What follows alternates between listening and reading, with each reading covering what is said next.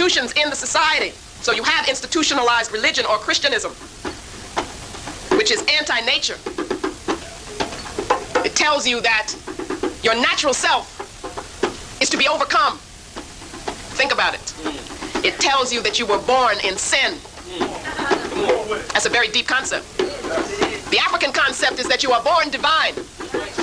Every African child is sacred because they were born in this sacred universe by the Creator. And each and every one of us becomes an expression of that divine creative principle. That's the African conception. But in this conception, you are always trying to overcome and deny that which is natural in you. And you are always trying to apologize for the fact that you were born. I was in the marketplace in Accra. Christianity is very, very heavy in Ghana. And I came to one of the stalls which had books. It had a lot of Christian books. And I asked the sister about them. I just wanted to get into a discussion with her. She said she was Christian. And I said, what does that mean?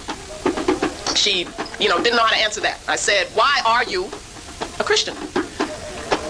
And after I finally got her to see that that was a question, that was a valid question, she said, now, I don't want to step on anybody's toes. I'm going to tell you exactly what she said. I'm just doing this to be accurate.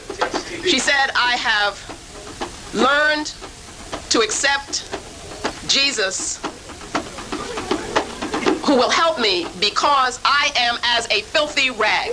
Those were her words, which shows you what it was that whatever religion it was that she thought she had, that's what it was doing to her mind. Now, just put that in cultural terms. You will understand the function of that institution within Europe. In terms of ideology and values, you can see materialism, white supremacy, the denial of spirit or the devaluation of spirit. Money becomes a symbol of value. The aesthetic is artificial, non-spiritual, white. The self-image is as controlling nature, being threatened by nature. So you have to control it as superior, rational, white. The image of others is as inferior. They are natural, which is bad. We are natural, which is bad. As object, irrational, and black. The other is black. The intracultural behavior, there is no concept of a cosmic self. So you have the isolated individual ego, which fights other isolated individual egos. And here we, as African people, as spiritual people, adopt this concept of individualism and wonder why we're going crazy. Wonder why there's violence in our communities. And so behavior towards others is non-human, is genocidal and imperialistic. All of this reinforces the Asili. An Asili which, lacking in spirit, seeks power to fill the void. And this we have called the tangle of European cultural pathology, which creates the system of European world domination, a system of death without rebirth, based on destruction. The question becomes, if they destroy themselves, what will happen to us in the process? That is a question that we have to address. An important prior question. This system has power. Where does it get its power from? Let's look at the next slide. Let's begin again with the Asili at the top, and then move towards the right. The Asili needs power, so it creates an utamawazo, which is the way Europeans are taught to think. It defines the universe for the use of European power over other. They then create the system or the process of objectification. And they do that by denying spirit and degrading nature. They then build institutions which are based on that utamawazo, that concept of thought, of truth. And in those institutions, we are taught, that is, African people are taught. The rest of us are taught to think according to their rules. And so we become educated in their truth. And the result is that African people then define themselves, we define ourselves as inferior objects of European domination, as we are trained to accept the system of global white supremacy as truth. Let's look again at the top, at the Asili, which is the origin. It needs power. You move to the left, so it seeks to fulfill itself. And then we have the Platonic discovery of how you could use a concept of truth and make it an ideology. by saying it's the only way to know, the only way to approach reality. A concept which looks like them. And so he established the academy. The academy based on the concept and process of objectification, based on a tyranny of rationalism or control. And what happened in that academy? It was a training ground and continues to be a training ground for those who are supposed to dominate. They are taught to dominate. At the same time, those who are to be dominated are taught to be dominated.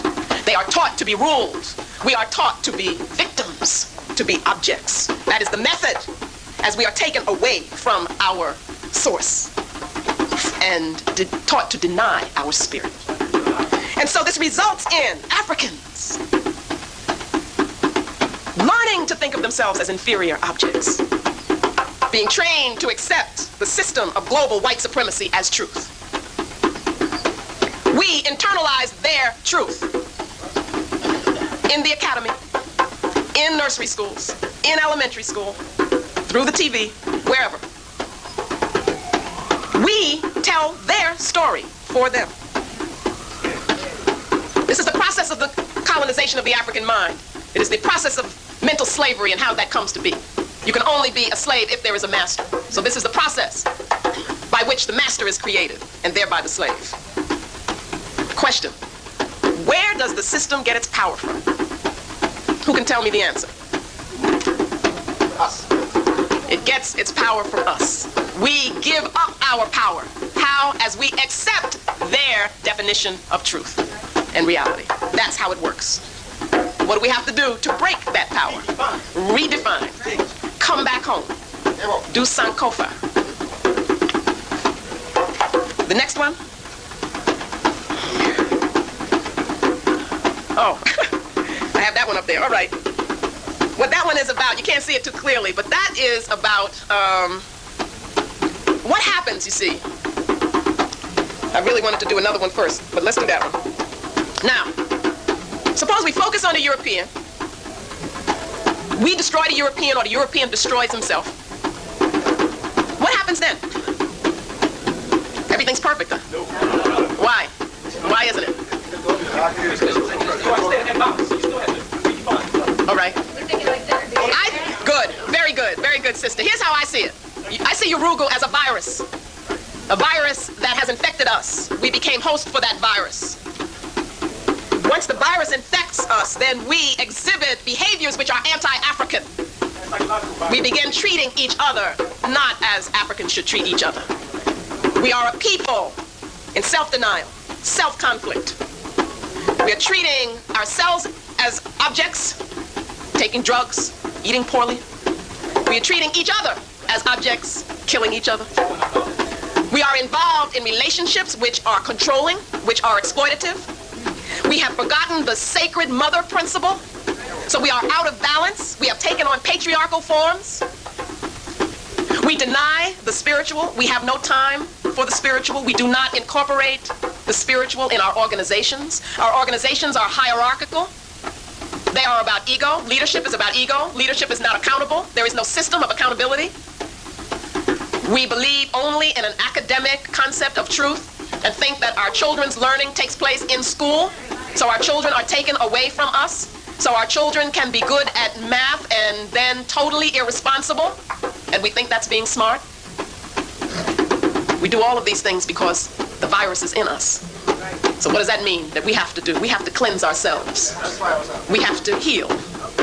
We have to come back to our concepts of truth. Let's have the next slide, I think. Okay. Everybody else was ignorant. We go into the academy in a state of self-denial and come out of it how? Prepared to destroy African people. For instance, there's a crime bill.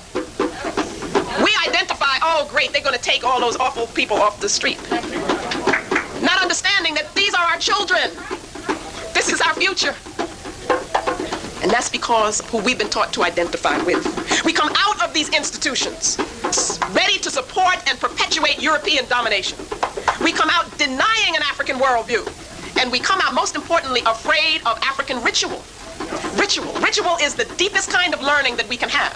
Ritual is spiritual learning. It is through ritual that we internalize truth. But we've been taught to be afraid of African ritual. And so the effect that our sojourn through these institutions, various institutions, whether it's the academy, the church, whatever it is to turn us against ourselves and to have us denying our ancestors. The system indeed gets its power through us, from us. And all we have to do is to deny it that source of power. And the way to do that is for us to return to the source, is for us to create our own institutions. The brother got up and talked about starting a business. We have been taught to be dependent. The Ma'afa is that great disaster when we were raped, kidnapped, and made political prisoners, which we still are. And in the process of the Ma'afa, which continues, we were trained to be dependent on the very being that would destroy us. That's the process of enslavement. That is the creation of the master. So that we cannot visualize an independent African institution. We have all the resources that we need, but we don't build our own schools, our own universities, whatever we would call them. We're in a state of denial. That's the answer. We've got to get back that kind of belief in self. Can I have the next slide, please? And there are people who are doing that, African people who are bringing back the power of Africa, which is the power to do, the power to energize, reconnecting to the source in our own environments. Next slide, please. We are doing them by creating our own places of study with our own objectives and goals in environments which feed us and nurture our spirits. These are people who are involved in a leadership training process in Virginia that is run by a group called Uncabia that comes out of Washington, D.C. The brother Ajay Akoto has written